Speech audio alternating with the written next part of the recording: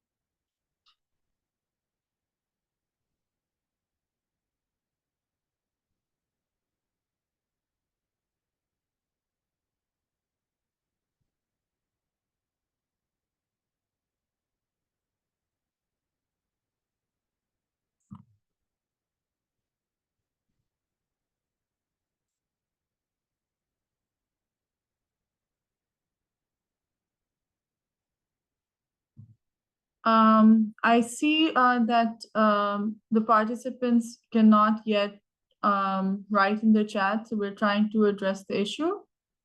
So thank you for your patience. So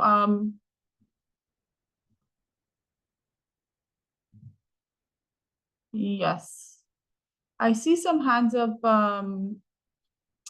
Andre, would you be able to give the floor to Tawfiq or Hannah? Yep, over to you, Hannah.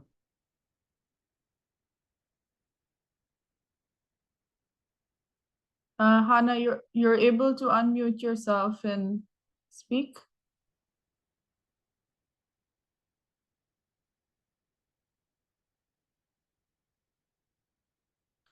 Hannah, you're able to speak now?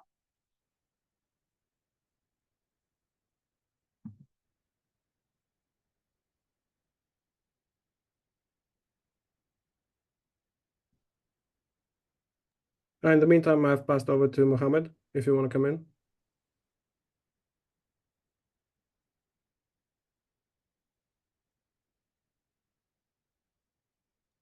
You're on mute, Mohammed.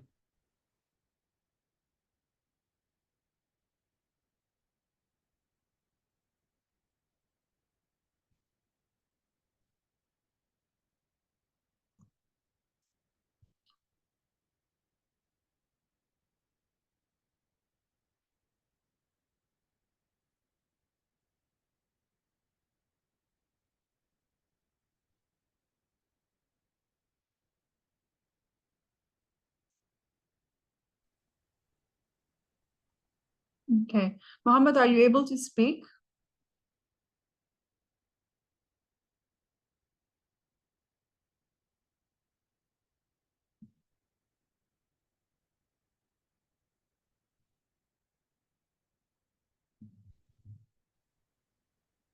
Hello, this is Muhammad Janada.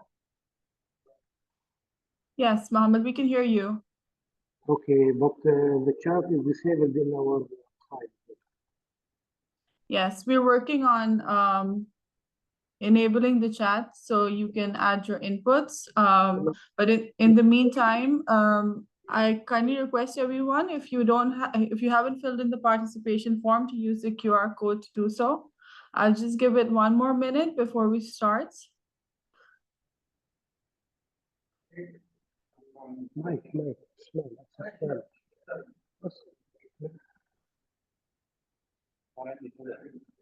بس تحرك هون المايك.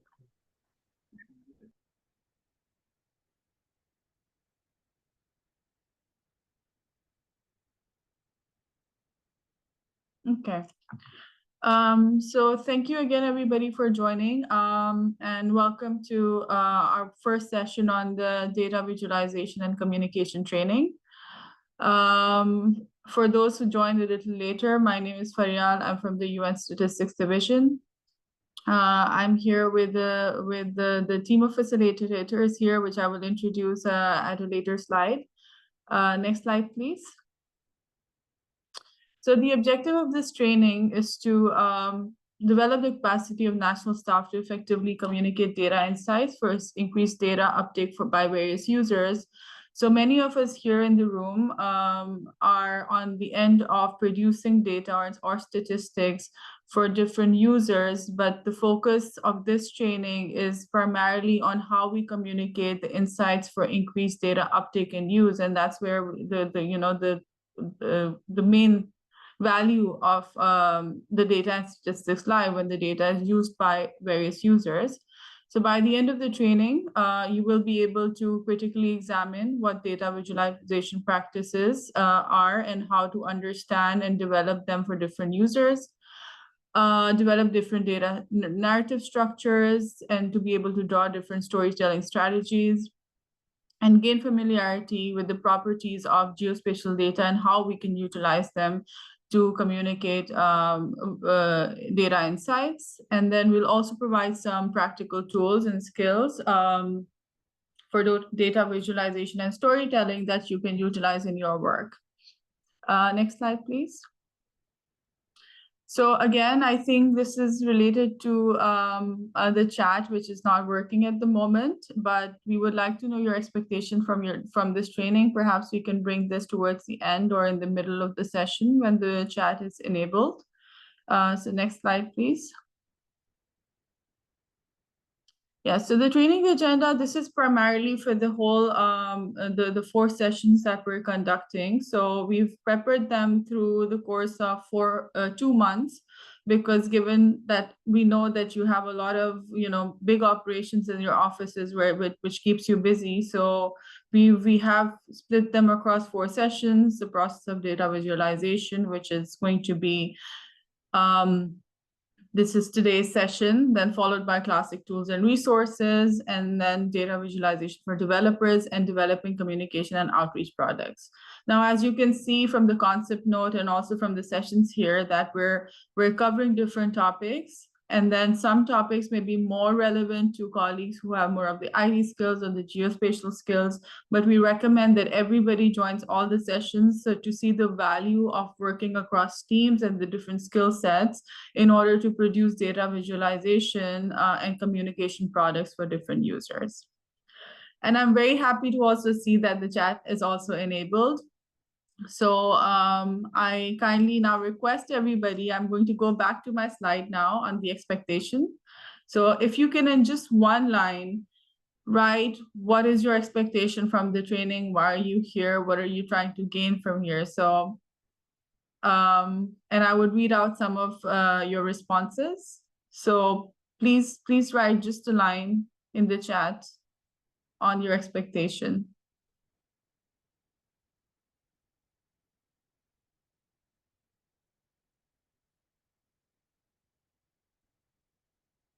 I see introductory messages from everybody. Thank you. And nice to see you all.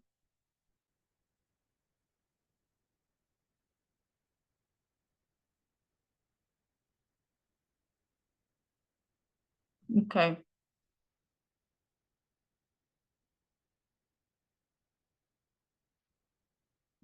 So I see one message here which says, my expectation is to learn more about the data visualization and be able to use it in my practice to do data analysis.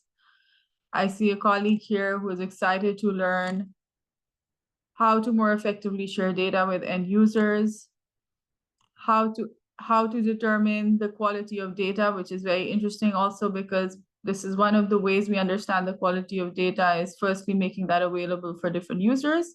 And then secondly, when you're analyzing the data and making it available, you kind of see the discrepancies in data in that process as well. Then I see another response from an anonymous user that my expectation is to understand the data visualization concept, use tools, recommended tools, communicate data, and make data fun. Definitely data visualization is a lot of fun. So yeah, thank you. And keep them coming. I see the responses, and we will cover all of these points in our session today. So, and in the following training session. So thank you. Anastasia, can we go to the next slide, please? I think we can, yeah. So we have here facilitators with us, and all of us bring here a different diverse set of skills. If I can request everybody who's here to introduce themselves, I have from UNDP, Anastasia, who you can see here on the screen. Yes, hi everyone. Hello, Andre. Hello, everyone. Ian. Hello, everybody. And Mustafa. Hey, nice to meet you. And then from UNSD, I have Martina. Hi, everyone. Welcome. And we have Nicholas and Samraj, who have not joined us today as panelists, but they will be facilitating the coming sessions. I know Nicholas is in the chat here as attendee. So hello, Nicholas. If Hi, you want to say Freya. a quick hello. Yes, thank you. Hello. And what we're trying to demonstrate here, that data visualization is not a one-person job. It requires collaboration across a lot of different skill sets and different departments. And that's what we're representing here today with all of you here who have IT expertise and geospatial expertise and statisticians and communication. So this is the sentiment that we're really encouraging to take forward as you bring this into practice in your work. So thank you. Next slide, please. So I want to bring us back of why we're doing what we're doing today. So this training is being delivered under the Data for Now initiative, which was launched by the Deputy Secretary General in 2019 with the aim to promote the use of innovative approaches to fill data gaps. And part of this is really, when we make data and statistics available, how can we translate into bringing that to our different users for increased data uptakes and translating that into decision making? And if I go to the next slide, we have this implementation process where we identify the priorities, fill the data gaps and needs for different users, use different innovative approaches to fill those gaps, and finally, making them available or disseminating those official statistics in engaging formats. And data visualization is one of the way we engage with different users. And that the last point is what we're focusing on through this training is really making it available for different users. Of course, the prerequisite step is that we need to understand what the user needs are, and that's something that we work throughout the process. Next slide, please. So we have the module today is on the process of data visualization. If you go on the next slide, Anastasia, you'd see that we would be covering the following topics over the course of the next 1.5 about hours. From data to insights, we'll go through the design thinking process, which will be facilitated by Anastasia. Then we have the world of data visualizations covered by Mustafa, who would share what are the different charts and graphs, how can you create different data-driven narratives.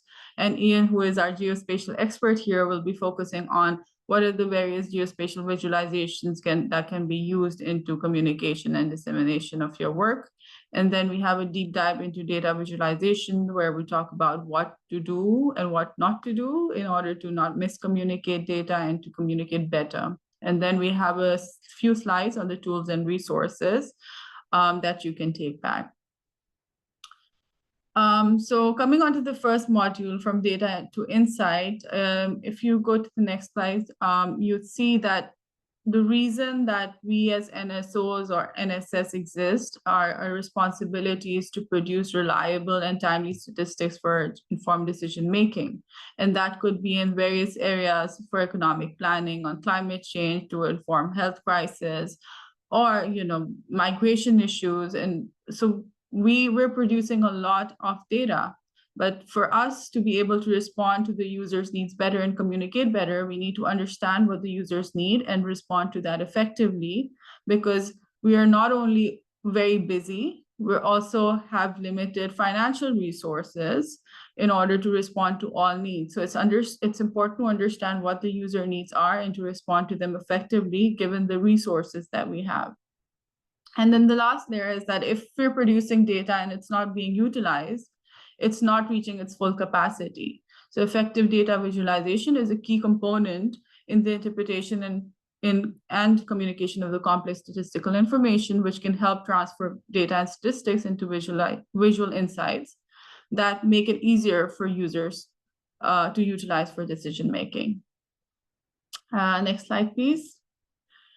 I have here an image, and we often talk about the National Statistical System, but we've really expanded our work to the wider data ecosystem. So if you see in the dark blue slide, we have the National Statistical Office, where we have a big machinery of data and production of statistics. And then we have the light blue, where we have the wider National Statistical Systems. And then if you go further down different layers, we have the administrative data, registers, and the other big data community, where we use innovative data sources or non-traditional data sources, such as the use of mobile positioning data, geospatial data.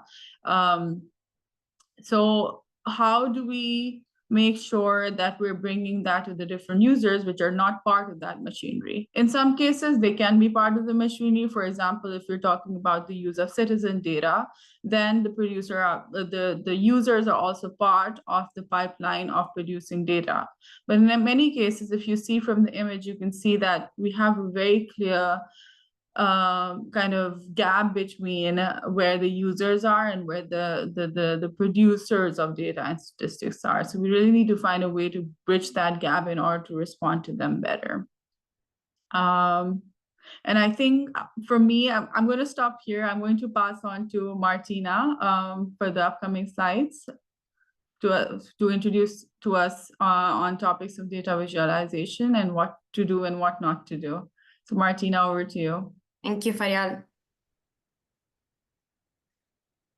This is a resource from the UNSD about a user engagement course that you can take.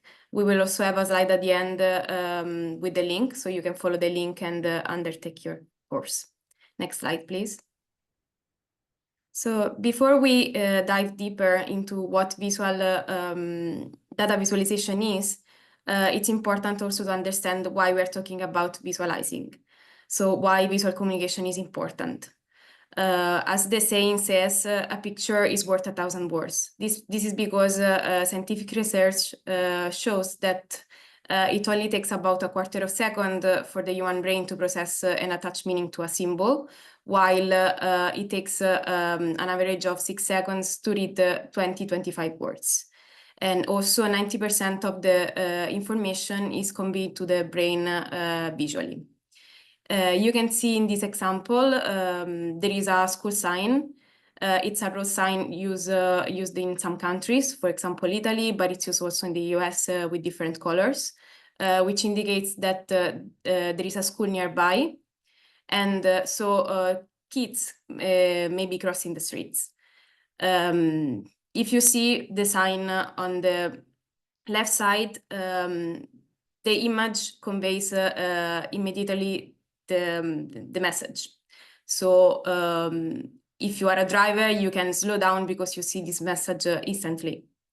It's different if you see the sign on the right, because you have to read all the explanation, and you are not reactive as with the symbol. Next slide, please. So what is data visualization? In simple terms, it's the practice of translating data into a visual context for the users to pull insight from. According to Tarek Azam, data visualization is a process defined by three criteria. The first one is that is based on qualitative or quantitative data.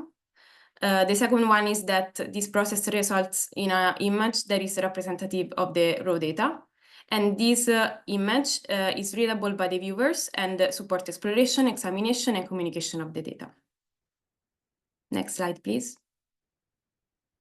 But why we are talking about data visualization? Why is so important? It's important because it's not just making pretty graphs, but it's about making data understandable and usable. This is because we can fall into the mindset that graphs and charts are all about aesthetics.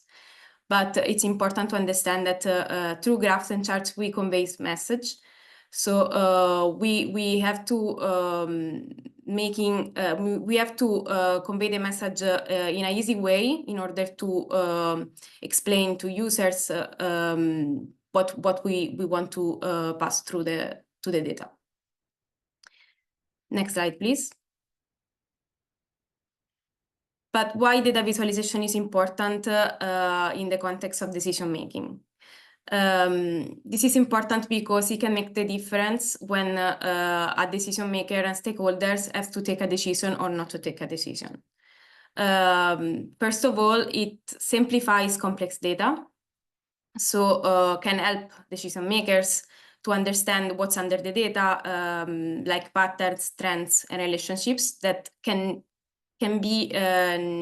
may not be obvious with raw data, with different data points. It also helps to reveal hidden patterns and trends because it allows decision makers to focus directly on relevant information. So it allows also to take timely decisions. Allows faster interpretation, as I said, because in time-sensitive situation can lead to quicker decisions. It's also important for the communication because decision making can present data in a language that is universal for all the stakeholders and can be understandable by everyone.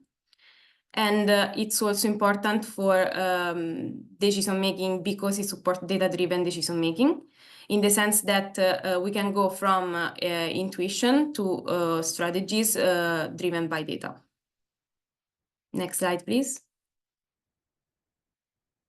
Here we have an example that can help you understand why it's so important to visualize data. This is a heat map. It's a map used for the weather data and shows the variation in temperature across different neighborhoods in New York City in July 2021. These are data collected in an hour between 3 and 4 p.m. by citizens, and the data are presented in this graph in different colors. So higher temperatures are red and lower temperatures are light blue. So what we can see from this graph that some neighborhoods, for example, here we have Washington Heights and the Bronx, the upper side of the heat map. We can see that these neighborhoods experience significantly higher temperatures, while the other neighborhoods are characterized by lower temperatures. Analyzing more in depth the situation, we can also see that these neighborhoods are characterized by lower resources and dense infrastructure, fewer green spaces. So that's why probably the temperature is high. So this picture can immediately tell to a stakeholder that there is need to intervene in that neighborhoods. So they can strategize and they can adapt their policies to solve this issue.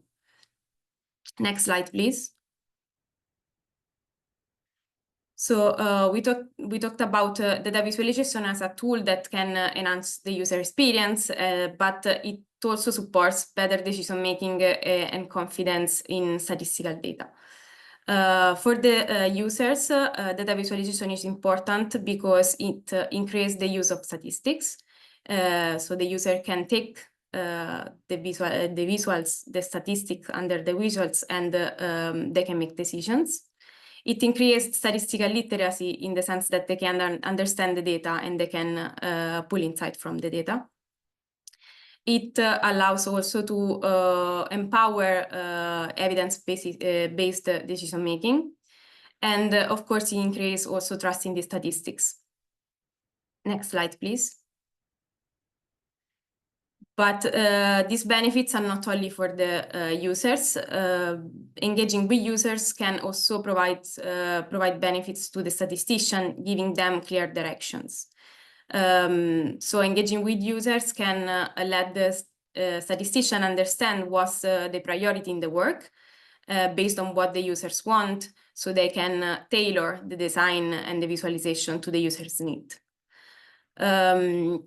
It's important because statistician can respond to emerging and urgent needs that they only know if they engage with users. It's also important because statistician can use the resources effectively, and they can move funds and resources effectively if they have an engagement with the users. And also it's important because through the engagement with users, a statistician can determine an appropriate level of quality. For instance, they can understand which quality dimensions are more important in a specific context. I can give you an example from the COVID-19. During COVID-19, timeliness probably was more important than accuracy. So engaging with users can let the statistician understand what's the most urgent need in that situation. Next slide, please. So data visualization can be, of course, a powerful tool, but it can be powerful also in a negative manner. This is because visualization can either build or destroy understanding. If the visualization are not executed correctly, they can mislead yourself and also others. This is both when it's done intentionally or not intentionally. If executed correctly, the visualization have also the power to inform and communicate insights. But at the same time, if not executed in a right way, they can hamper conversation about the data. And you, as the National Statistical Office or as a governmental institution, have the responsibility to convey reliable information and data. So it's important, following the fundamental principles of official statistics, to not misuse the visualizations. Next slide, please. What are some examples of a negative use of visualizations? Probably the most famous is a misuse for personal benefit. So someone can decide to manipulate a visual to highlight certain results for personal gain. For example, you can emphasize trends for personal interest, or you can remove an outlier for personal interest. So this is presenting data not accurately. Another example is the commingling of data. This is when data come from different sources and they are mixed together. But in this way, there is no clear boundary. So the user can't understand really well where the data come from and what they are trying to convey. Another example is the ambiguity in data presentations. So visual can be deliberately presented in an ambiguous way. And this makes, of course, difficult for the user to interpret the information. I have an example in the next slide of it. Next slide, please. Yes. So this is an example how our visualization choices can bring different stories in the same data. The data behind these two graphs are the same. It's the crime rate in the EU member states. But where is the difference? The difference is that the axis starts at different point. So in the right chart, the axis starts from 16 millions, while the other one starts from 0. So in this way, we have two complete different graphs about the same data. And if we see the first one, we see a high variation in the crime rate in the member states. While if we see the second one, we see that the variation is not so high, and it's from 16 millions to 17 millions and not more. But think about a media or a journalist. Someone can take this information and present it in this way, showing that the total crime in the UE member states is so high, and there is an issue in the member states, while it's not like this, because the variation is not so high. Thank you. Next slide. So until now, we have talked about the final output, so the visualization, but it's also important to keep in mind that under the visualization, there are the data, so our input, which is the data set. So it's important to understand the source data, in particular, detailed explanation about any challenge behind the data, such as methodological challenges in data collections, or missing values, or issues with the sample, outliers. This is because when we understand the data, we can also emphasize what the issues are. For instance, if we know that there is an outlier, we can emphasize it with a different colors. We can mark some estimations if we have estimations, or we can use an annotation to declare that there is this information behind the data. Next slide, please. Okay, I want to give you this quote from Lisa Wyatt Norton and Cynthia Phillips from 2020 to 2012 to give you inspiration to start designing good visuals. The quote says that well-designed interactive visualization for reporting and community engagement place engaged stakeholders in the driver's seat in terms of defining variables and interpreting results.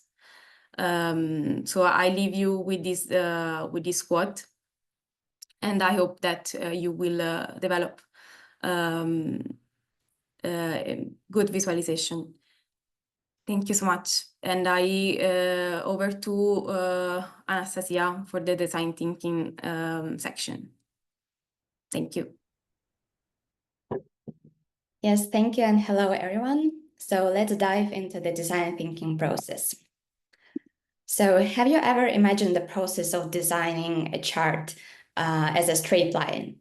I did, but actually most of the time it looks more like the right image, full of twists, turns, and many changes.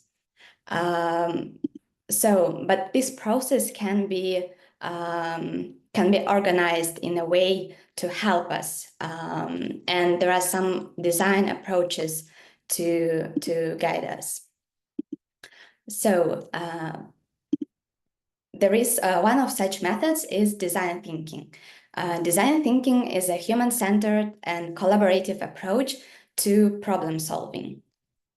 It started gaining traction in the 60s and 70s, and since then various models have been emerged. But today we will focus on one model, which is the double diamond model, and it is one of the most widely recognized models. It was developed in 2005 by UK Design Council, and it has 4 main design principles. The first one is that we always put people first, making sure our solution is centered around our audience. Next, we aim to communicate visually and inclusively, ensuring it's accessible and easy to understand for all people. Then collaboration is key, so we collaborate with stakeholders and users to get the best results. And finally, we constantly refine and improve our design based on feedback and testing. The double diamond model is built around two key phases, the problem and the solution. The left diamond is the problem phase, and it is all about doing the right thing, making sure that we solve the right problem. The right diamond is the solution phase, focused on doing the right thing right. The model introduces two key concepts, diverging and converging thinking. Diverging is about exploring many ideas or possibilities, while converging is about narrowing down to the best option. These steps happen in both the problem and the solution phase, ensuring that we explore all possibilities before focusing on the right path. So now, when we know the basics of this model, let's break it down into 4 stages: discovery, define, develop, and deliver. The first stage is discovery. This is where we open up and explore the problem and try to gather insights that will help us to define the problem itself. Here we focus on several key points. Our audience, their goals and needs, the context, and the data. There are key questions that we can ask and which can guide us. And also there are different tools and methods that we can use on this stage. But first, let's talk about the audience. We can ask, who is the audience? Are they data experts or policymakers? As you can see, there are many different groups like citizens, academics, international organizations, and so on. Each group interprets data differently, so it's our job to make the information accessible and meaningful for everyone. So please feel free to send messages in the chat and share additional audience so that other colleagues can see them. But while you're sharing audience ideas, let's take a closer look at the audience profiles. So what should we consider when we think about our audience? First, the data literacy. So are they data experts or do they need simplified visualizations? Then we consider their subject knowledge and background. This will help us decide, do they need extra explanation or is it something that our audience already know? Next, we can think about demographics like language preferences, and this can guide us and we can decide whether we need to use left to right or right to left orientation, or should we use multiple language options in our visualizations. And finally, we need to ensure accessibility for users with disabilities, including support for screen readers and color blindness. This is an example of how visuals can differ for data experts versus non-data experts. So on the left, you can see that for data experts, we can use more complex visualizations and dashboards with the interactive features. But for non-data experts, simpler visualizations like infographics and highlighted key data points are commonly used. Next, we consider the goals and actions of our audience. What are the primary goals of our users? Are they using the visualization or the dashboard to monitor trends? Or are they make policy decisions? Do they generate reports? or anything else. Also, we can think about what interactive features will help them. For example, filtering options or zooming in into specific area. And what output options will they need? Do they need to download reports, data, or maybe images for presentations? Then the next point is the context. So how much time do our users have to interact with the data? Are they making quick decisions or just in-depth or doing in-depth analysis? How often will they use the dashboard? Will they view it on the large desktops or mobile devices? And we also need to think about their technical environment and possible limitations that we need to take into account.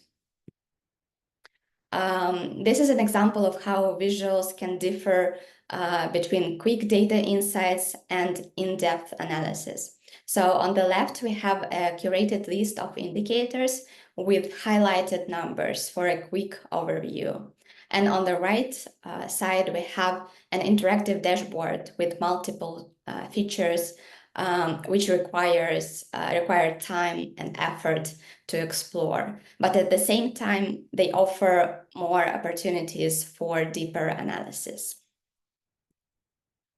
So as we can see, there are many different groups of users, and they all have different goals and needs and requirements.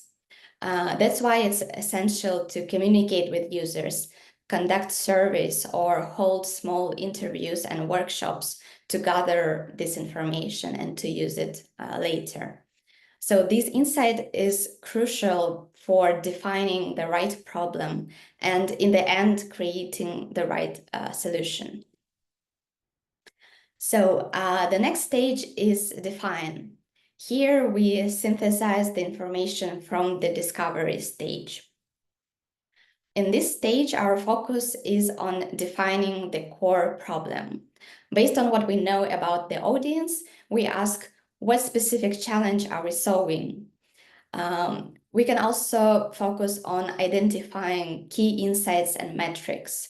We can ask, what are the most important data points or indicators that need to be visualized? This ensures that we highlight the most relevant data for our users. And finally, we set clear objectives for the visualization. Here we ask, what does the final product need to achieve, and how will it help the audience? So here we have an example, and we can see that for different audiences, such as citizens and statisticians, we can have different key questions. So for citizens, the question might be simpler, and it can be which year had the lowest GDP growth, for example. But for statisticians, we could ask a more complex question like, what are the key fluctuations in GDP growth rates over the past decade? And we can add this additional layer of trend over time in the question. This slight difference can influence the choice of the data chart, which we will explore in the next stage. Now we move to the solution diamond. The third stage is develop, and it is all about ideation. In this stage, we start by experimenting with chart types to best represent the data. We can ask which chart types will most effectively display the data. Then we can sketch and create low-fidelity prototypes to test different design ideas and gather feedback. We also need to ensure usability and accessibility. So here we can ask ourselves, are the visualizations easy to navigate and accessible for all users? In this stage, the collaboration is key. So we work closely with our team members and stakeholders and users, asking for feedback to stay on the right track. Let's return to our example. So in this, at this stage, we can try different chart types. And for example, we can see that for citizens, a simple bar chart works well because it clearly shows GDP growth each year, and we can clearly see the negative values below the axis. But for statisticians focused on trend over time, a line chart will work better as it connects points over time, making it easy to see if GDP growth is rising, falling, or fluctuating over the years. So there are different chart types which can work better for different messages. And finally, we move to the last deliver stage. The deliver stage is where we narrow down to the best solution we have developed during the previous stage. And we bring to life the fully functional visualization. For that, we use different data visualization tools like D3, Tableau, Flourish, or other tools. This is the point where the prototype becomes the actual solution that users will interact with. So it's really important here to test it with users and refine it based on their feedback. Here, the main question for the visualization is, does it meet the user's need and support decision-making? At this stage, we should also consider whether the visualization is complex. And in this case, for example, if it is a large dashboard or a tool, we might need to provide training or guides for users to understand it. We also need to make sure that the visualization is well documented, especially if the visualization is developed in the code environment, so that the future updates and changes can be easily made. And finally, after the visualization launches, we track how users interact with it through analytics, surveys, and direct conversations. And we can adjust the visualization even after the launch. So we have covered all 4 stages of the double diamond model. First, we discover the audience and its context. Then we define our focus for the visualization.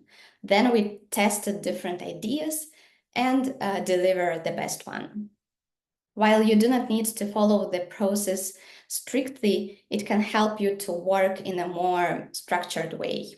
And it is also helpful to keep in mind key questions of each stage, which can guide you during this process. So I think it's time for a quick break. We'll be back in 5 minutes, and so see you soon.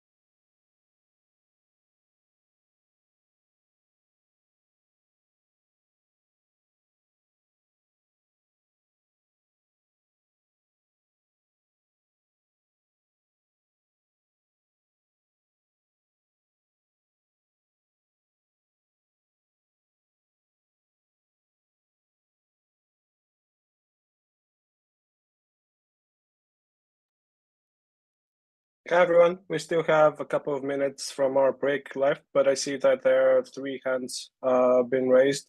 Can I pass it over to Joshua if you want to unmute yourself and come in with your question? Thank you.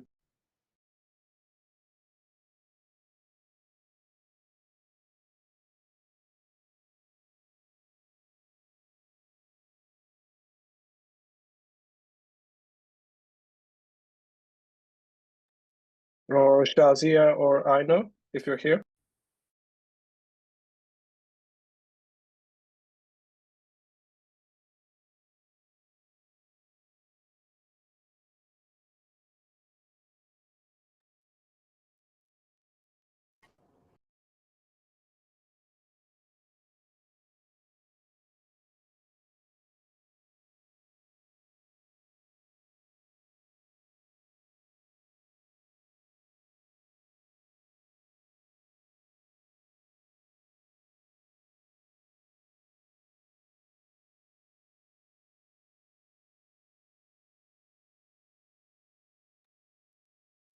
Aino, if you want to come in with your question, please do.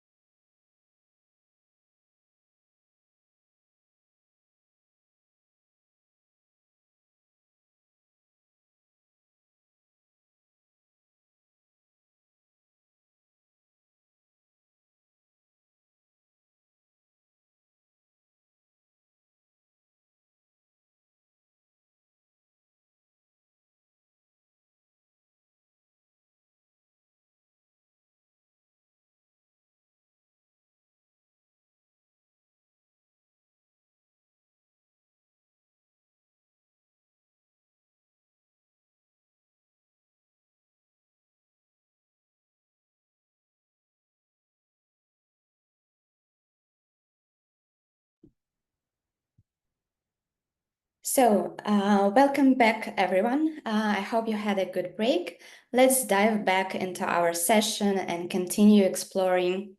One second, sorry, and continue exploring the world of data visualization.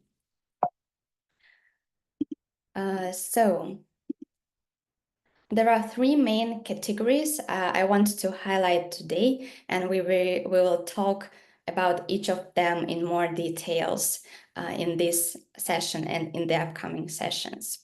So first we have charts and graphs.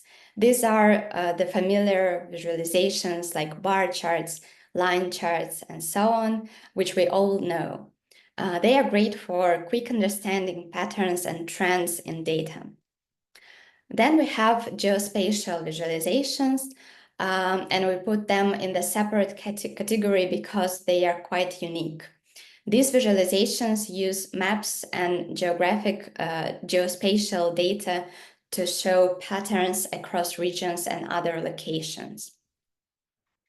Next, we have data-driven narratives or data stories. This approach is more complex because beyond just charts and graphs, it can also include visuals, illustrations, icons, interactive features, and text to create a narrative that guides the audience. Here we have different infographics on the left side and interactive data-driven project example on the right. Now I will walk you through the first category, chart and graphs. After that, my colleague will join us to talk about geospatial visualizations and share some interesting insights. And for data-driven narratives and storytelling, we have planned a separate session, number 4, in November. So, charts and graphs. Of course, you're already familiar with many chart types and use them in your daily work. But it is important to know that charts can serve different functions. As you can see on this slide, there are key functions such as comparison, correlation, disaggregation, and others. And understanding these functions help us choose the right type of visualization to clearly convey the story behind the data. So let's go through these functions one by one. And we will go through the functions and we will discuss which charts work best for each function. So first, let's talk about the comparison. This function helps highlight differences or similarities between variables, groups, or categories. It is also one of the most common functions in data visualizations, and there are many charts that we can use for this function. However, the best choice of chart will often depend on the other functions you need to show alongside comparison, such as trend over time or distribution. So it's really important to consider the full context before choosing the right chart. Next, we have correlation. This function is used to show the relationship between two or more variables, so we can see if changes in one variable are linked to changes in another. Scatter plots are often the best choice for visualization in this case. But dual axis line chart can also work if you're looking for correlation over time. Next, we have disaggregation. This function breaks down data into smaller subcategories to reveal patterns or insights within different segments. For example, you might want to look at data by age group or gender. A grouped bar chart or dumbbell chart can work well for this because they allow to clearly see the differences between categories. One quick note here is that it is important to try not to include too many categories, as it can make the chart hard to read. By the way, my colleague will cover more tips in the next part of the session. Next is distribution. This function helps us see how data is spread out across a range of values. And one of the most common charts for this function is a histogram. Next is geolocation. This function is used to visualize data based on geographical locations. Here we have different types of maps, but my colleague will also talk about geospatial visualization right after this part. Next function is a part to whole. This shows how individual parts can contribute to the whole thing. Common charts for these are pie charts and donut charts. If we need to visualize changes over time and proportions at the same time, we can use, for example, a stacked bar chart or a stacked area chart.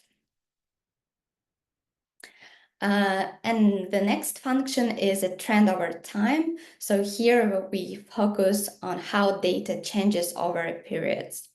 A common chart for this is a line chart, which is ideal for visualizing changes over time and spotting trends. Finally, we have all these charts explained in details for your reference. We want to go through them right now, but you can find them in the materials later.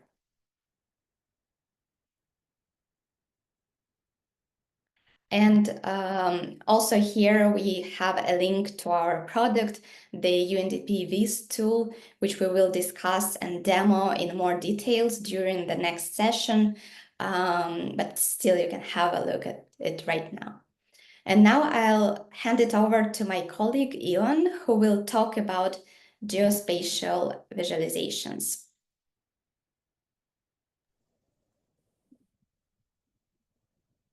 Hello, colleagues, audience. So when I'm going to follow in the footsteps of Martina and Anastasia, and we're going to be talking briefly about geospatial visualization in the limited amount of time. Now, the domain is actually, let's say, quite vast, and it wasn't easy to decide what to talk in these 10 minutes.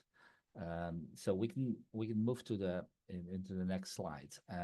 Geospatial visualization is mainly concerned with geospatial data, and it is very strongly interlinked with geospatial data.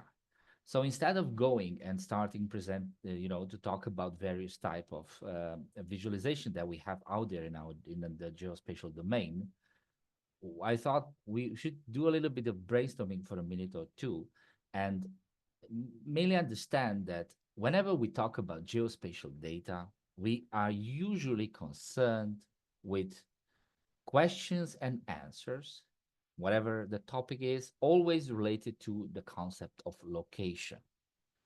Usually, all this visualization of geospatial, the maps, all these questions are always related to where the things are or where are objects moving. For example, these days, in the past, they used to be quite static. These days, we have systems, data, Bolt, Uber platforms, moving things, airplanes in the sky. All this is also geospatial information. It's a different nature. It's a very dynamic one. So compared to the like couple of Jan, just a second. Can you increase the volume of your mic? People are having a bit of a trouble to hear you. if I my microphone. Yeah, Okay. thanks. All right. Okay. Thank you, Mustafa. So obviously the location is of primary importance here, but there's also a lot of details that we are always dealing with. Whenever we ask a question, just imagine that whenever you're traveling somewhere, you're on a trip, you always try to pinpoint things. Whenever you try to deal with issues related to location, you're trying to make associations, so it's always a lot of details associated with location. And together, the notion of location with the details is actually what is made like what makes the bulk of geospatial data, and in essence drive the concept of geospatial visualization. Additionally, today we have also a lot of very modern systems, so remote sensing, satellite imagery, GPS coordinates, various type of maps, globes, visualization, like we'll see in the next, further down the session.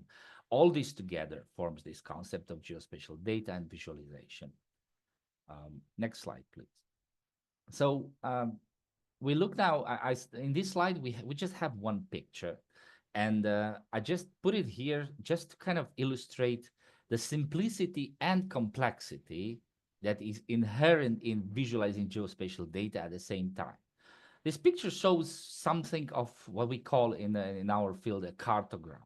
It's something very classical that maybe is a relic from the Cold War, when people used to draw various things or wars in the history. But in essence, it depicts either a little or a lot of information. It's for somebody it can be a good visualization, for other people it can be awful, because it doesn't really convey anything. Everything is in one color, but yet there is some detail.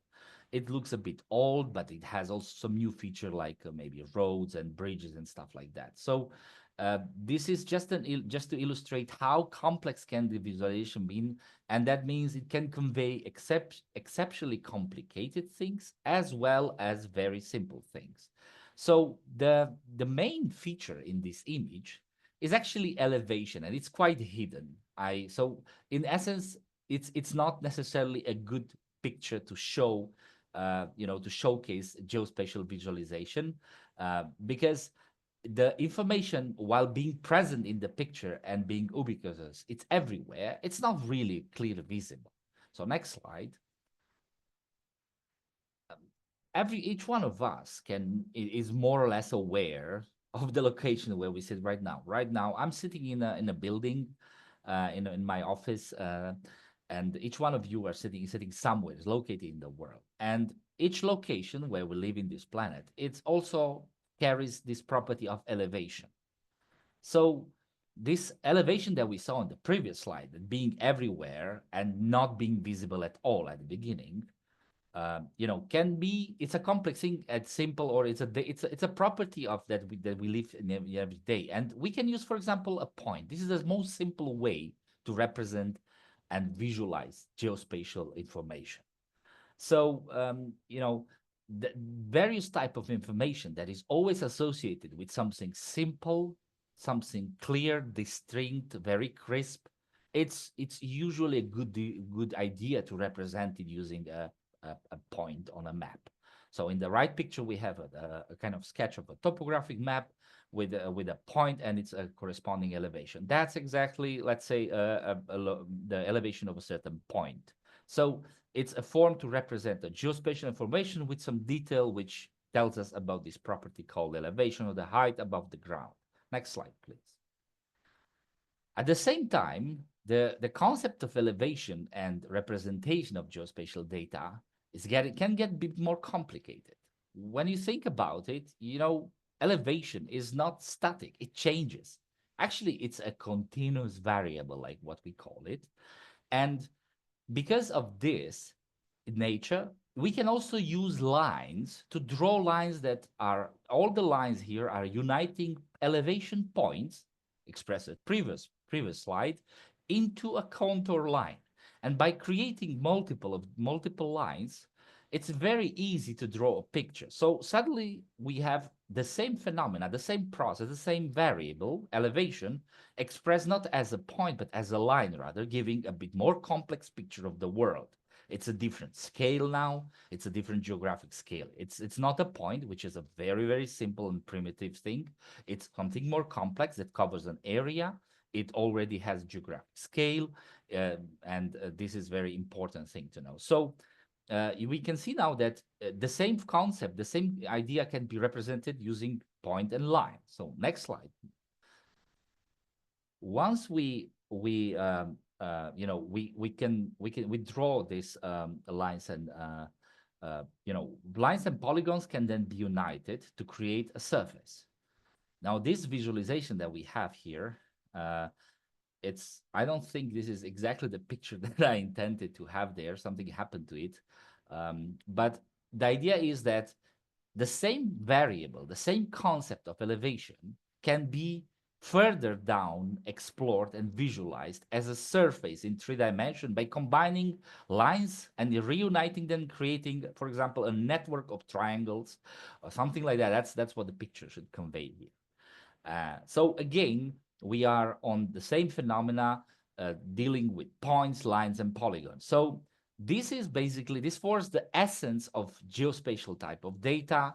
We can, we have the crisp object. Whenever we talk about crisp object, point, line, and polygons are the best way to represent geospatial information, and create various type of visualization that convey the information that we want to convey. Next slide, please.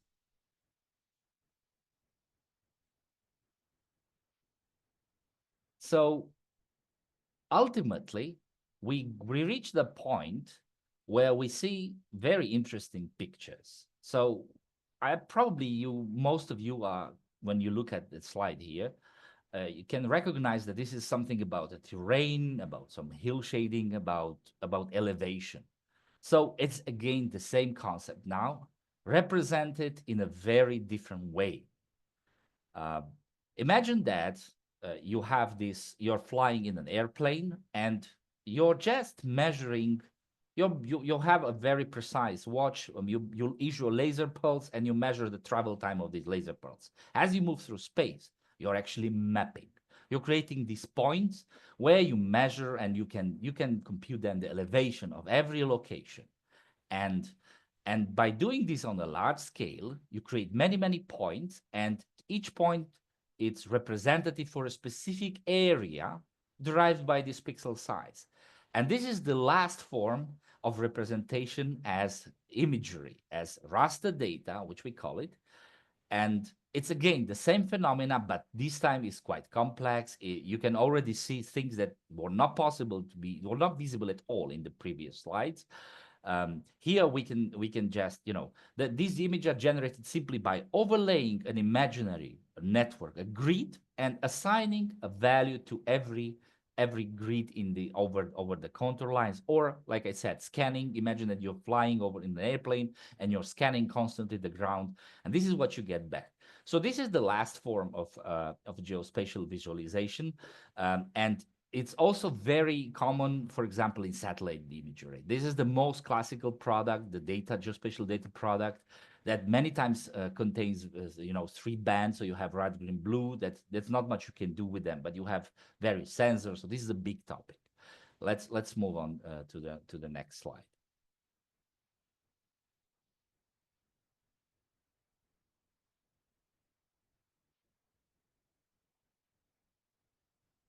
What we saw so far was that we use various forms of geospatial data and we build maps. But our ultimate goal, just like Martina already said, and my colleague Anastasia said, it's to generate insights. So just like all the other statistical data, geospatial data is then represented in specific ways. It's visualized in forms of maps, cartograms of various products. But our ultimate goal is to generate insights. And in the next sessions of this series, and we will see how exactly this is happening. So in the last slide, we have here a picture of a product that is actually giving us insights. So I'll take 1 minute to explain here. This is a web map application with HDI. Probably many of you know this is a human developed index. And what we managed to do here is a web application that uses this geospatial data represented as polygons, administrative units.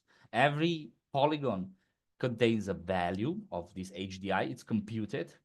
And we have designed some user interfaces to be able to interact with it. This data is alive. So this is a very sophisticated form of interacting with the geospatial data and building a geospatial product that delivers insights. What's possible to do with this tool, for example, is to answer various questions. What would happen if somebody would suddenly invest into for example, the education? If the weight of education in HDI is raised by 20%, how would that HDI change in those provinces, districts, or countries? So that's the ultimate kind of goal, to go from data to maps here, because we are on the geospatial domain. But our ultimate goal is to build these insights so we can then derive various information. We can guide policymakers. We can answer various type of questions. The product that we see here is a part of GeoHub. This is one geospatial layer there, and we're going to be, as I said, we are going to be looking into these in the next sessions. So I'll give the word now to my colleague Mustafa, so he can continue with our session. Thank you. Thanks, before we continue, we have a couple of minutes if there are any questions or anything anyone would like to share regarding what we have discussed so far.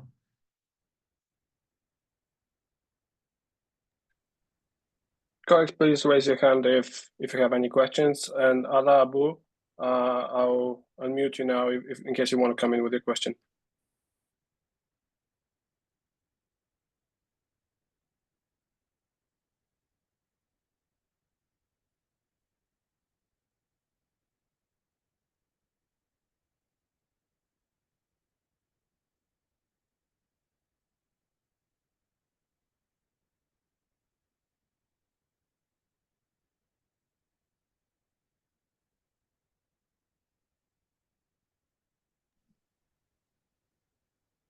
Ala, Abu, would you like to come in?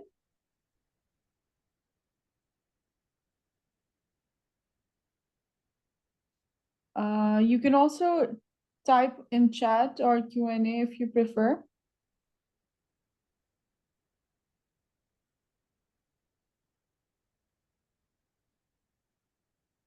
Okay.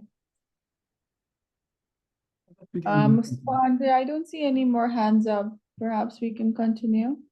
Yeah. Hopefully everyone can hear me clearly. Yes, Mustafa, I can. Yeah, thanks. Thanks. Okay, so in the next part, what we'll do is that we'll go through sort of the process of actually choosing the like building a visual, and also some practical tips, do's and don'ts while designing the visuals in that sense. So we start off with like discussing what are the key building blocks of a visualization, what are the key principles that you should keep in mind while choosing or designing a visualization. And after that, we'll go through some do's and don'ts and some design pitfalls which we should take care of while designing the visualization. And so you can go to the next slide.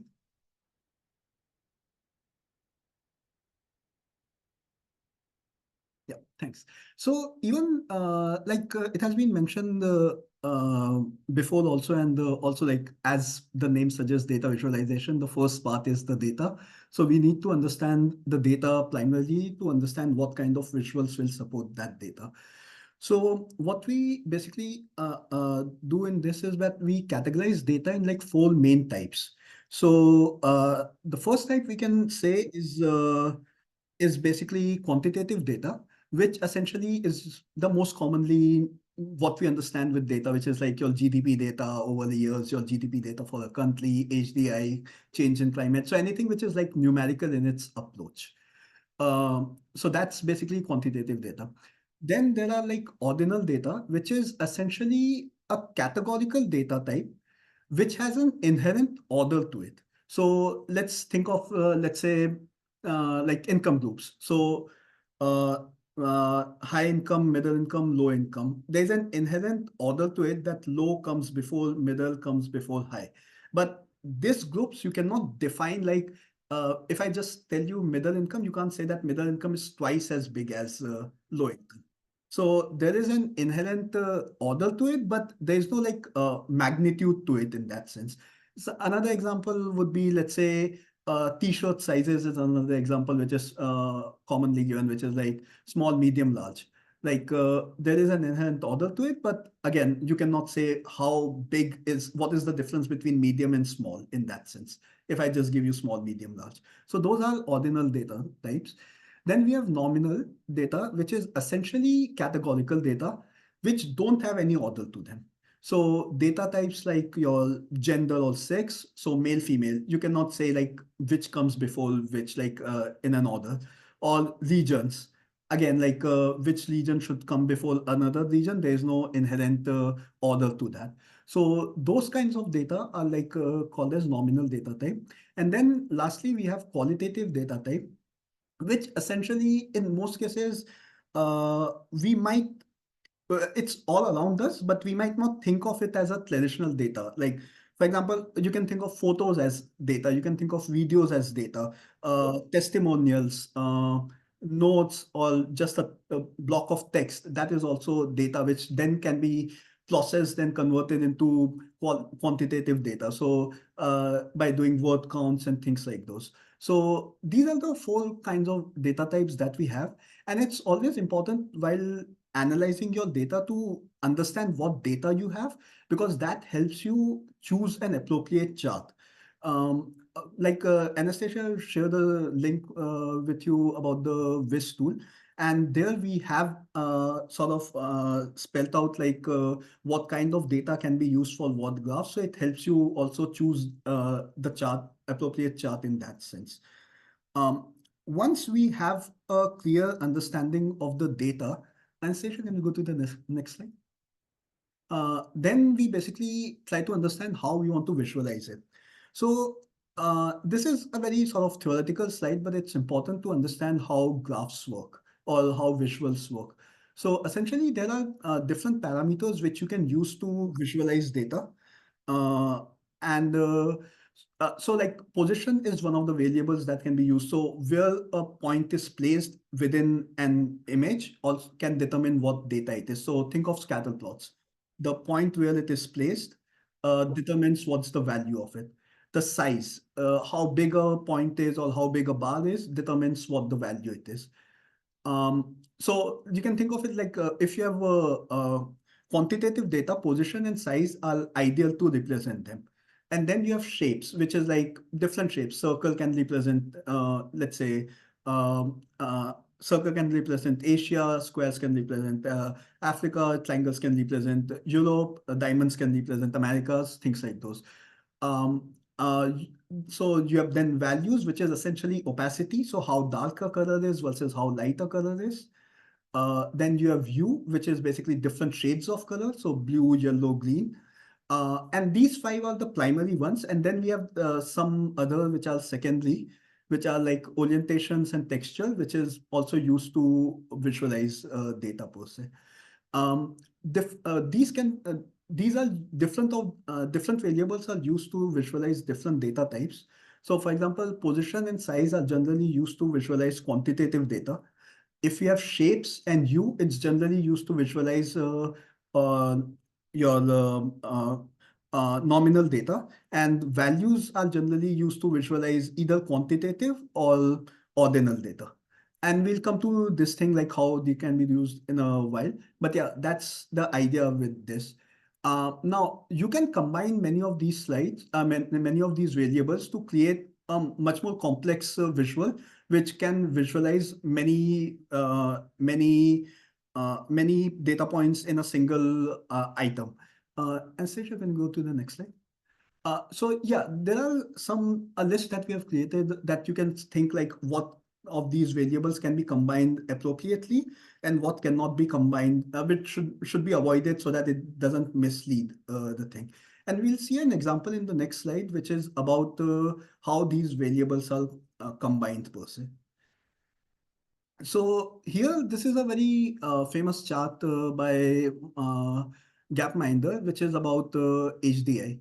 And here, if you see, it's just a scatter plot, which like looks very simple, but if you think about it, it has a lot of data combined in a single screen. So you can see the x-axis, which is the X position, determines the GDP of a country. The y-axis, which is the y position, determines the life expectancy. So there are two variables which are used, data points which are which are visualized using the position. Then you have the sizes, and the size is basically determining the population of the country. So the size, again, like population being a quantitative data type, can be used to represent size. And that's how it's basically represented here. And then the regions are basically represented by colors. So here you can see like just having an understanding how these visuals can be combined, you can create a very complex, like a chart which has a lot of data types in it, but still visually it's fairly simple and fairly understandable and intuitive to look at. So if we go to the next. So yeah. So that's basically the building blocks in that sense. And now we'll go through like some principles that we should take care of while designing a visual. So we have 3 main. Can you go back? Can you go back, Anastasia? Yeah. So we have 3 main principles that we have, which is like simplification, comparison, and modeling. And we'll start with the simplification one first. So if you go to the next slide. Yeah. So the main goal of a data visualization is to communicate the data and to make data accessible to the audience. It's like Martino also mentioned, it's not necessarily to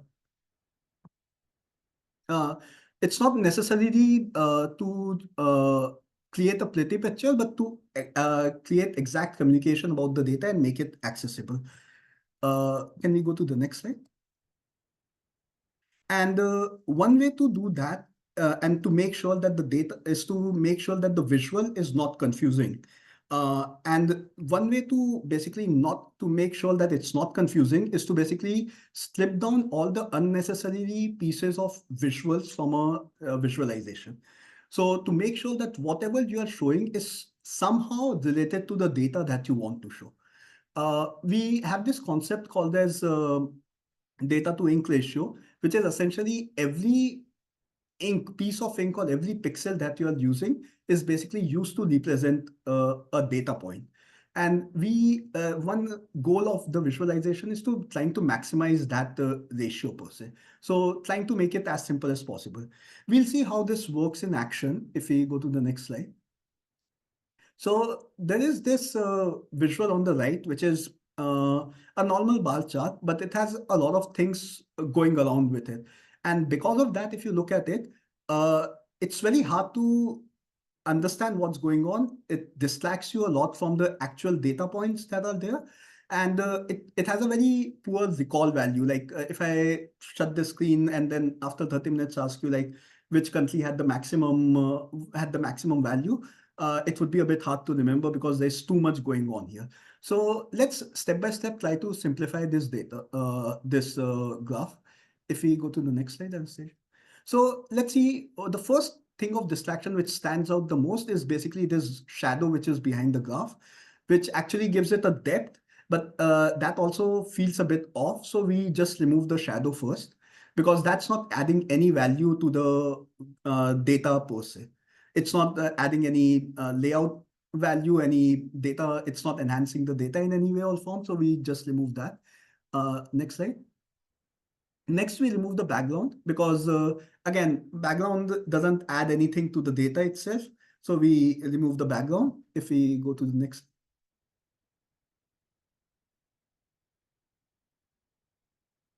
Then we have the box around the legend. But then the question to ask is that, do we actually need the box around the legend? Like the usage of the box is that it provides you that this is a cohesive unit.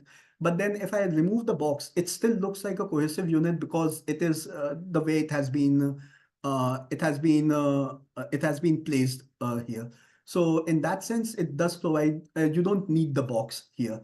So we can get rid of the box if we go to the next one.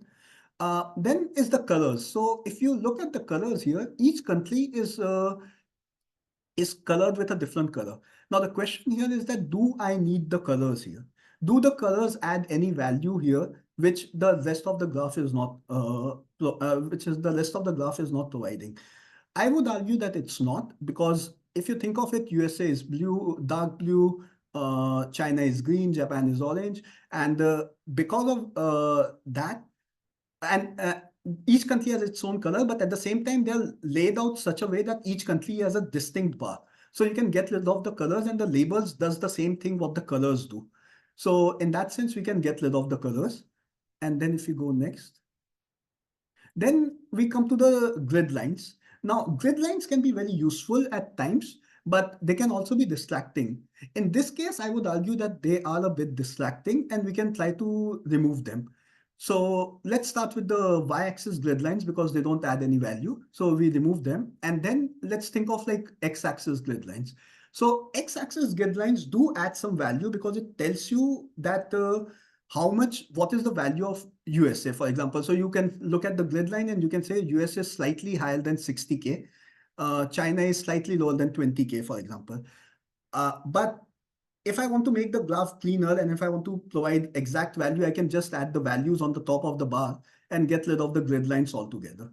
And then I have a much cleaner graph, which actually looks much neater, and it provides exact values. Also, it provides more information here, exact information. And it's if I then ask you which country has the highest value and what is the value, you'll be you'll be in a much better place to answer that question because you actually see the value here also. So in this way, we can actually simplify the graph to make it much more accessible, cleaner, and also have like better understanding of the graph. Can you go to the next slide? Then we come to the part which is comparison. Now, one of the key things with visualization is to provide context for the data. And comparison is one of the things which can provide a lot of context in terms of what data point you are showing. If you go to the next slide. So in this case, for example, if you look at it, that we just want to show a value for a single country.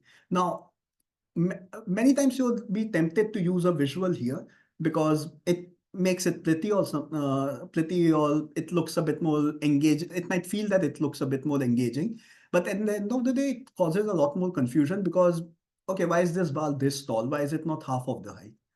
why is it not twice of the height here? Other things is that what am I supposed to focus on? Am I supposed to focus on 64.5 or on the height of the bar? So here I would argue that just adding it as a text saying the value for US is like 64.5K is much better than showing it as a visual. But if you want to use a visual here, if you go to the next slide, just adding some context here with would add a bit of a narrative that the author might want to communicate, and also provide more information to the user. So just adding other countries, it tells you, okay, US has the highest value. US has the highest value, and basically that is the one which the author wants me to focus on because of the color. So that's basically gives you a context. Now, depending on what the data is, this is just dummy values. But depending on what the data, you can argue that high is better or lower. So you can say that US is doing great or US is doing worse. So that basically gives you some context, and it helps you like provide a better picture to the end audience or the end user about the data. Can you go to the next slide? We have like several ways of comparing between data, and we'll go through all of them one by one fairly quickly. So the first way we can compare data is basically just the values of the data. So saying GDP of, let's say, I don't know, let's say GDP of Nigeria is X and the GDP of Ethiopia is Y. Now X is greater than Y or Y is greater than X. You can have these comparisons, and that is basically one way of comparing it. Can we go to the next slide? So like this is an example that you compare the GDP ranking of US versus Tanzania. US is higher, Tanzania is lower.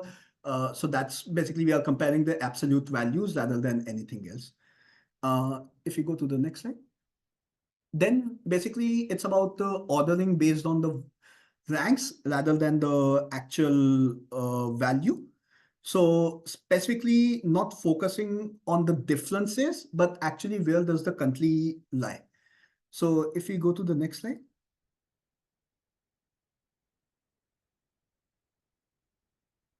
Sarsha, can you go to the next slide? Yeah, thanks. So for example, here, if you look at it, if like we want to find out which country has the highest HDR, just providing a list with ranks gives you much faster way of identifying which country has the highest HDR, HDI, versus providing it as a normal list and then trying to find out, okay, which is the highest one. So this basically improves the time taken by the audience to just get the information out of the graph that might be needed. Can we go to the next slide? Third is basically comparing locations. So basically, like Jan also mentioned, which is basically mainly geographical maps and things like those. So comparing two locations with each other. So comparing data between countries. So how do they do, like how? So you can also compare here because it's location based. You can compare it region wise also. That how a certain countries in certain region perform with respect to the countries in other region. Can we go next slide? Then we have like comparisons with categories. So what categories is basically combining data and grouping them into distinct groups, which are often ordinal, not ordinal, either ordinal or nominal in their nature. So for example, if you have a survey which asks people that ask a certain question which basically has a reply yes or no. So the idea would be comparing how many people said yes versus how many people said no, or how many people said maybe. So that would be one way of like comparing different categories. So we'll call them like categories. If you go to the next slide. So this is another one, like comparing like different regions as categories. So how certain indicators behave in different regions. It tells you like you can compare them as categories per se. Can you go next? And then last is basically comparing connections. So what comparing connections is basically comparing inherent or basically explicit or inherent inferred relationship between two entities. So saying okay, C in this diagram, for example, C is connected to 3 things, but A is connected to only 2 things. F is connected to only 1. So this is what you get from this comparison, and this is what you can communicate from this. So if we go to the next slide.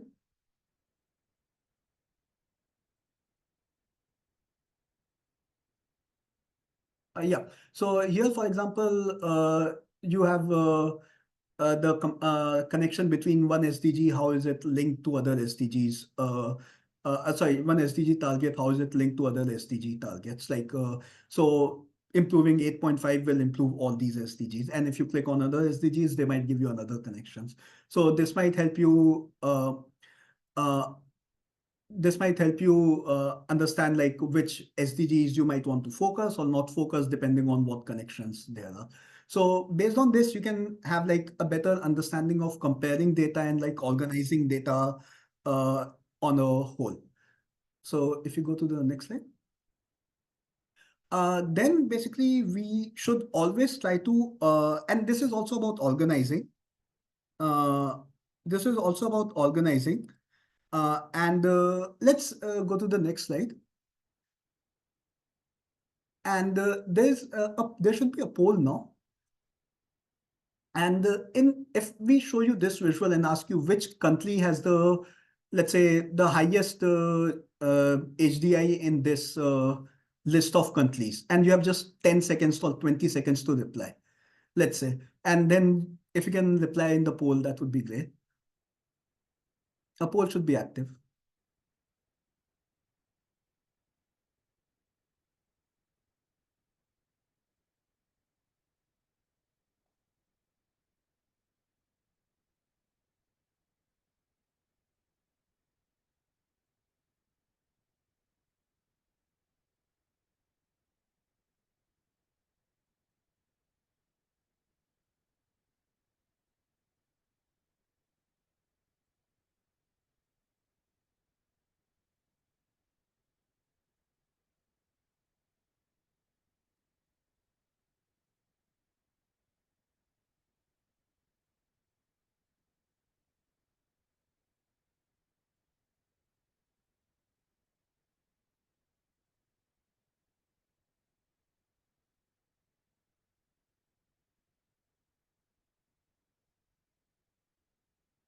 Yeah, I think so. We can end the poll. We have like around 50 responses. So if you see the result here, there is no consensus here, like which country, whereas we have all the data here. And the reason is because it's very hard to find answer to this question if the data is unorganized. Whereas if we go to the next slide.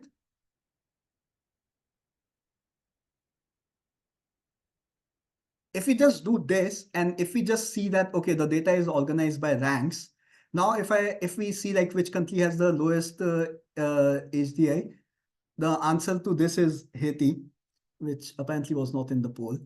But yeah, so here it's much quicker to find that answer. So the second lowest was Honduras actually. So only 27% of the people were able to identify Honduras as one of the lower countries in this list, basically. So in that sense, like if you just organize it, it's much quicker to scan through and identify which was present in the which is the lowest in the list or which is the highest in the list. So that's why like ordering the data based on what you want to communicate becomes of prime importance there. If we go to the next slide. Can we go to the next slide? Yeah, so here it's the same thing, for example, which is ordering the data actually organizes the data and also helps you communicate to the audience what you actually really want to communicate here. So it basically guides the end leader or end user to the insight that you might want to communicate in the first place. So for example, if I show you the graph on the left, user would look at it, it's exactly the same data in the right, but they won't know what you want to communicate. They'll just understand you want to communicate different countries having different, all these different values. But if I show you the graph on the left, a user has an understanding that what you want to communicate is that how it goes from the lowest to the highest or the highest to the lowest, depending on how the graph is ordered. So it also helps in like communicating things. Then if you go to the next slide, Anastasia. Then we have like multiple ways of ordering or organizing the data, and we have this principle called the latch principle, which I'll quickly go through each category. And latch, basically all the letters stands for one thing. So L stands for location, which is essentially organizing your data based on location, so which would be your maps and things like those. A is alphabetical, so organizing data on an alphabetical manner, and that is generally used when you are searching for a specific thing but not for a value. T is time, so organizing from past to present or present to future, so going from left to right in that sense. So line charts are an example of that. C is basically categories. So again, organizing data based on any nominal data type is another way of organizing, and H is hierarchy. And hierarchy just means the absolute value. So for example, just organizing data from lowest GDP to the highest GDP, let's say, or lowest HDI to the highest HDI value. So just that is basically what we mean by organizing the which basically means by hierarchy, and that is basically these are the 5 primary ways that you can organize your data.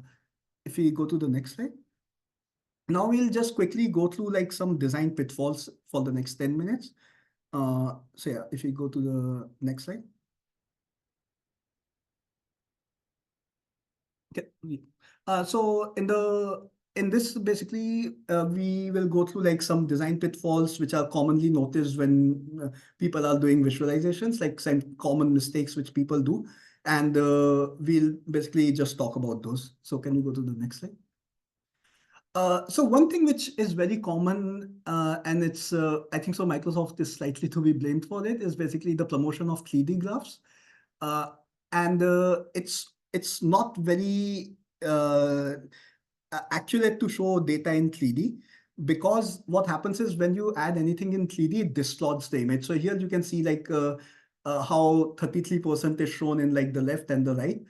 So you can see the it's like distort. So because of the way 3D is projected on a 2D surface, it always distorts the images and it provides an inaccurate picture. So it's always good to like not use 3D charts in any way or form. Can we go to the next slide?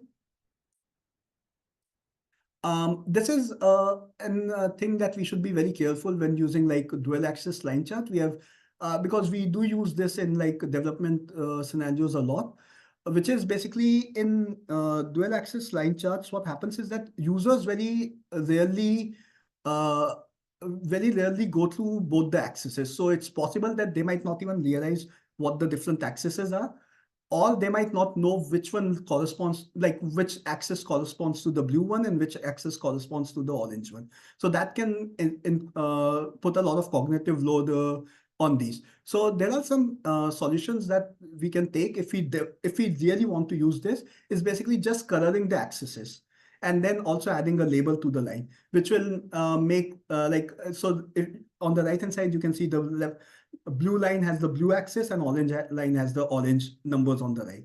So that can also help reduce the amount of cognitive load when interpreting these charts. Can we go to the next slide? Can we go to the next slide? Yeah. This is for stacked bar chart, which is basically many times when designing stacked bar charts or donut charts, we don't take care in which order the stacks come, which is something we should always be aware of, what ordering we are doing the stacks in. So the most important category that we want to represent should always be in the bottom. And the reason for that is because the bottom one takes in the most attention. And the second thing is that it's easiest to compare. So if I want to compare all the gray bars on the one on the right, it's harder versus the blue ones in the right, because you have the common baseline. So please take into account whenever you are doing like donut charts or stacked bar charts, the ordering of the stacks or the ordering of the segments. Can we go to the next? Yeah.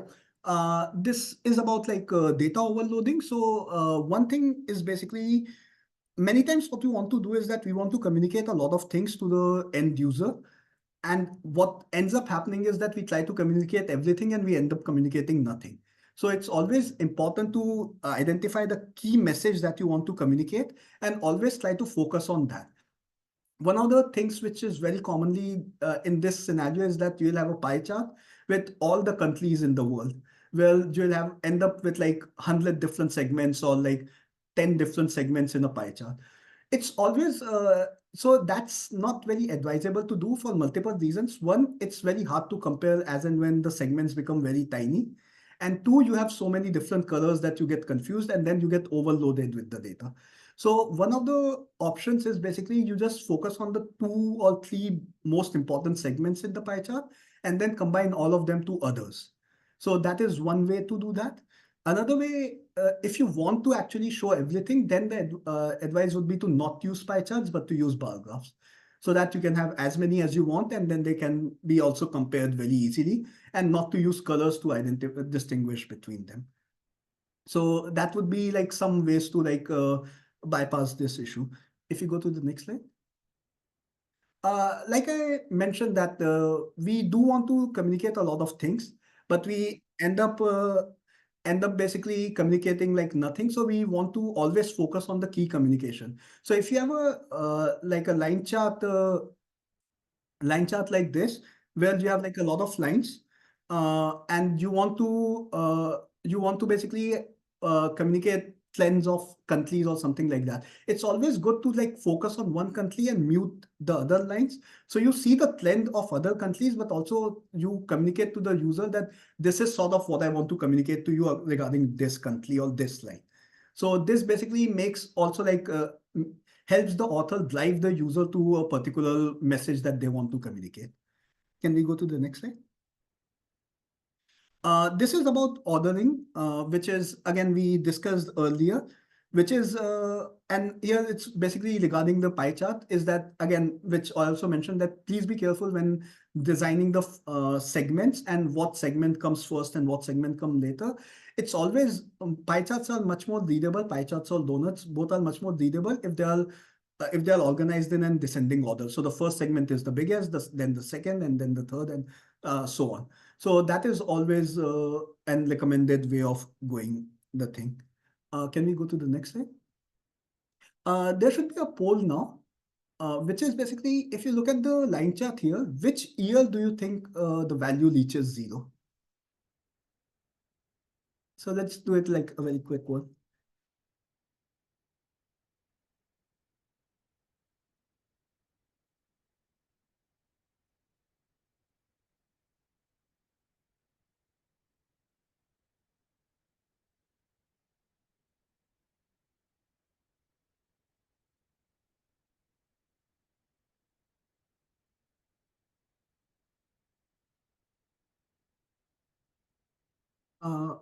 I think so we can close the poll.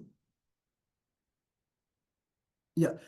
So yeah, like most of you got the thing which also Martina also mentioned in the previous one, which is that none of the years it goes to 0. But if you think like around 10 people also still thought that there are certain years where it touches 0. And the reason for that is because we are not using, and Martina also touched upon this, is that we are not using the y-axis as starting from 0 here. So the y-axis is starting from 30 here. Can you go to the next slide?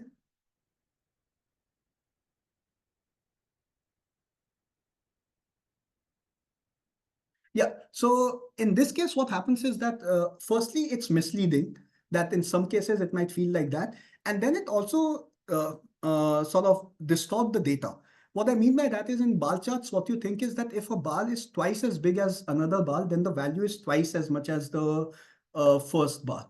And in this case, that's not the case. So if you look at this one, which is on 2024, which has the value of 34, and the 2022, which has value of 31, the 34 one is basically 4 times as big as the one which is at 2020. So like intuitively, you will feel that the value should be 4 times 31. But since we are not starting it from 0, it distorts the data. And the one on the right is what it looks like. So, and we do understand that there are certain cases where you definitely want to use a non-zero axis. And for that, the recommendation is basically to show the delta, like to communicate explicitly that we are showing the delta, like what is the difference. So we are starting like what is the difference from the baseline, which is 30, and then show the difference values. This basically is not like misleading, and it also doesn't distort the data per se. So if you go to the next slide now. Then these are basically more about the data representations. Now we quickly go through the colors and visual elements. And here basically we talk about what types of colors to use for what data type and what not to use. So these are basically, if you have sequential data and divergent data, then these are the color scales which we recommend. There are tools which we have added at the end, which can also help you create your own color scheme. And then if you have like categorical data or nominal data, then you use the one on the right, because they are like easier to interpret for human brains than than the other, basically. If we move to the next slide. Another thing is to not to use a lot of colors in a single chart. It can like cause a lot of distraction, and human brains cannot remember more than 8 colors, or human eyes cannot even distinguish more than 10 colors. So it starts repeating itself. So 3 to 5 is an ideal number of colors that you should use for categories. Like said, if you want to use more, then I would recommend using an others category or something like that, basically. If you go to the next slide. Always try using intuitive colors and also use like stereotypical colors to your advantages, like forest is green, lakes are blue, red and green for good and bad and things like those. But also be careful when using these kinds of colors to make sure that it doesn't reproduce a social power, like using pink for women and blue or green for men, because that has like a social connotation to it. So we try to avoid using doing those things. Can we go to the next slide? Be consistent with your colors. Well, what it means is that if you're using one color to represent one thing in a chart above, always use the same color to represent the same thing, so that the user doesn't have to read the legend again and again, doesn't have to, they remember what they have seen above, so they can recall, has a good recall value. And once they learn it, they can use it throughout the document or throughout the slide deck. So that's one thing. And always check for color blindness, which Anastasia also talked about in terms of like accessibility, to make sure that it's accessible and everyone can basically view your visual per se. Can we go to, then we quickly touch upon the typography part, which is we should always have a title and a source to the graph. It adds a lot of credibility, and it also gives an opportunity to the end user to look for the source and then engage with the data themselves. Next. Don't use, we should not use more than like 1 or 2 fonts max, and also not like a lot of font sizes, not a lot of font types. So just to avoid clutter and confusion, and just to have a clean picture and to have a simplistic graph. When using numbers and when we are trying to compare numbers, we should always try to align them right aligned, because it's easier to compare numbers that way than when they are like left aligned. Can we go to the next slide? Again, like when using fonts, try avoiding using old style figures, but more commonly used figures which have the common baseline. Again, because it's easier to compare.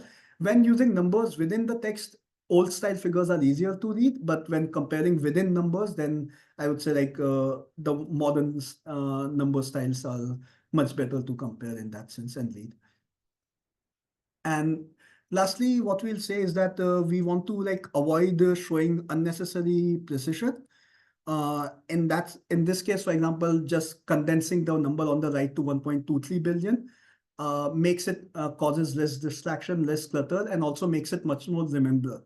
Like people are able to remember 1.23 billion much easily than 1,234,500,000 and so on. So that's there. And then if you think about it, the error percentage is basically 0.37. So if it's like very tiny in that sense. So avoid like reducing precision is always a good practice for reducing clutter and everything. So yeah, those were the key pitfalls. And if you go to the next slide. Can we go to the next slide? Yeah. So just to conclude, like from all the, I'll just conclude for all the things that have been said by previous speakers also, is that first thing that you should always do is basically understanding your audience and understanding your data, which will then guide you to choose an accurate visual, which then basically you can use different design techniques that we also discussed above, and like the pitfalls to avoid to communicate the key insight that you want to highlight. So that is sort of overall the process of visualization in that sense. So this would basically sort of conclude the whole thing, and then we'll just discuss some of the tools that we have here, which at the end we have some tools. I don't think so we have time to go through all of them. But yeah, like there are these tools, and which will be shared in the presentation, which are some tools that we at UNDP has developed, and then there are some tools which UNSD has developed for your use, and we'll go through these tools in the future presentations also. And then there's some checklist also, so you can go through them basically, and we'll talk about them in like future presentations. So yeah, thank you. Back to you, Fazia. Yeah. Thank you, Mustafa. And thank you everybody for staying for the session. Just to assure you, this was the first session and the longest one. But moving forward, our sessions would be around 1.5 hours. You will receive the links for the future sessions as we move forward, but please block your calendars already since there are 3 of them. I hope you find the session useful. If you have any feedback after the first sessions, you can write to myself or Andre. If you have any specific feedback that you would like us to incorporate, and we'll try our best. And see you all in the next session. Just to assure again that we will be using the attendance, counting the attendance through the email that you signed in from and the name that you have here. We will be sending certificates to participants who attend at least 3 sessions from these 4 modules that we have. So thank you, everyone, and thanks to the team here, and looking forward to seeing you all in the next session. Bye-bye. Thank you. Thank you, everyone. Bye. Bye.